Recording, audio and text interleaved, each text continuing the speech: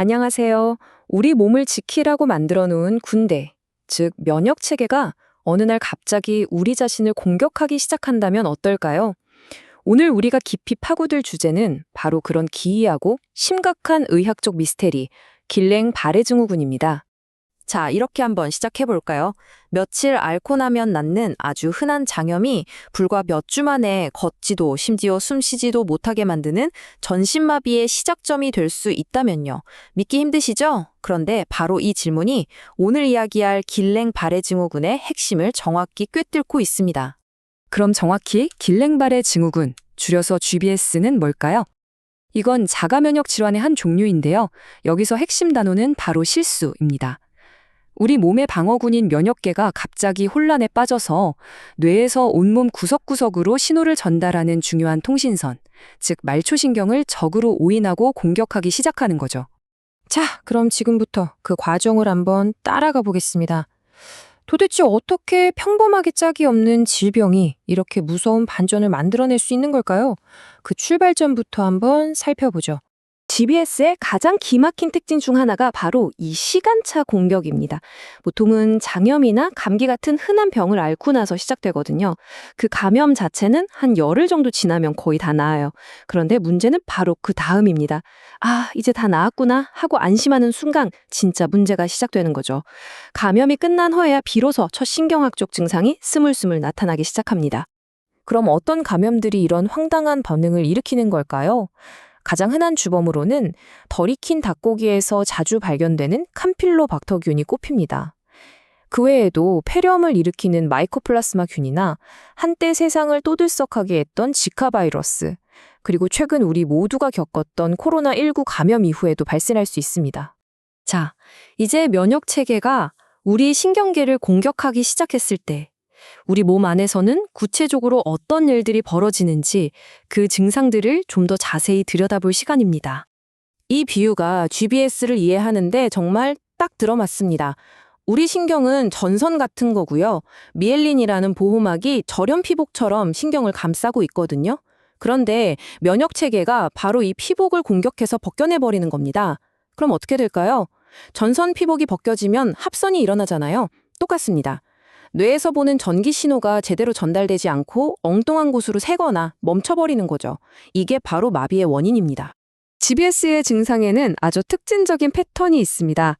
보통 손발끝이 저릿저릿하고 감각이 둔해지는 걸로 시작해요. 그리고 근력 약화가 발부터 시작됩니다.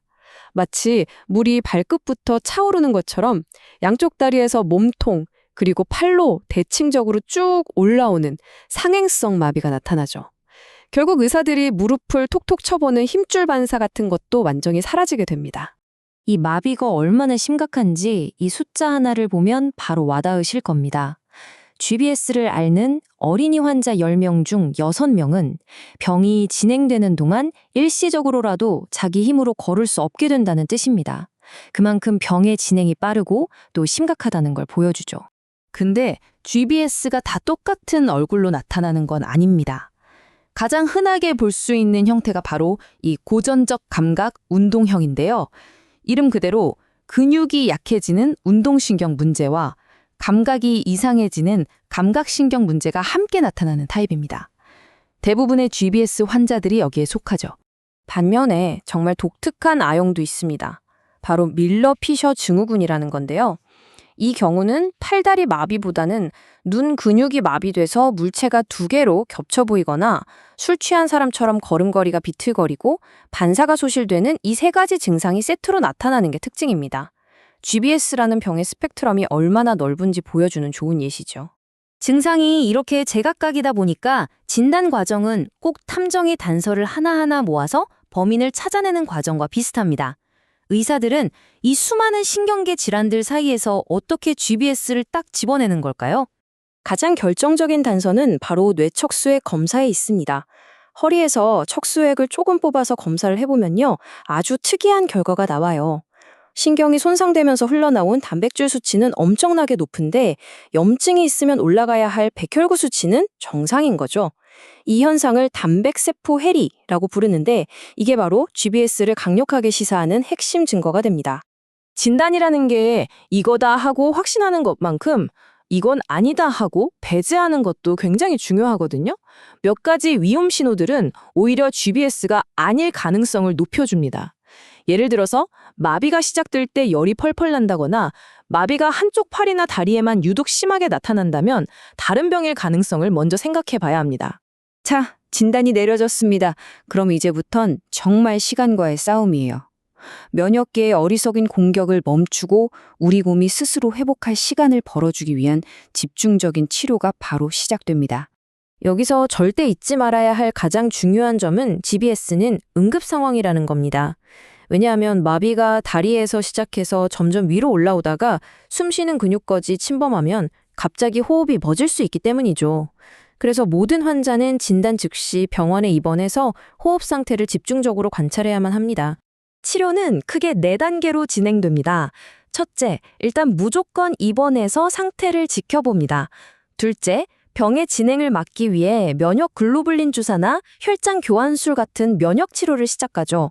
동시에 호흡이 불안정하면 인공호흡기를 달고 또 엄청난 신경통을 조절하는 등 생명을 유지하기 위한 보조 치료가 필수적입니다. 그리고 이 모든 급한 불을 끄고 나면 길고 긴 재활치료의 여정이 시작됩니다. 그리고 여기서 정말 중요한 사실 하나 짚고 넘어갈게요. 많은 분들이 자가면역 질환이라고 하면 스테로이드 치료를 떠올리시잖아요. 그런데 정말 이상하게도 이 GBS로 인한 근력 약화에는 스테로이드가 효과가 없는 것으로 밝혀졌습니다.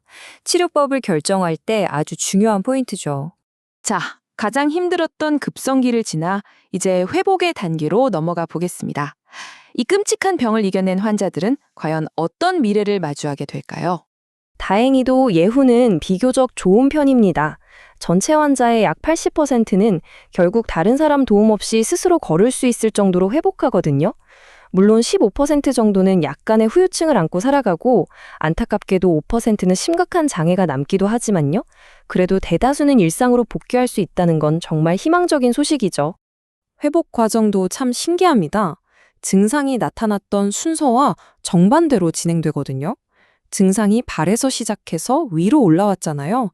회복은 얼굴이나 팔처럼 위쪽에서 먼저 시작돼서 가장 나중에 마비됐던 다리 기능이 맨 마지막에 돌아옵니다.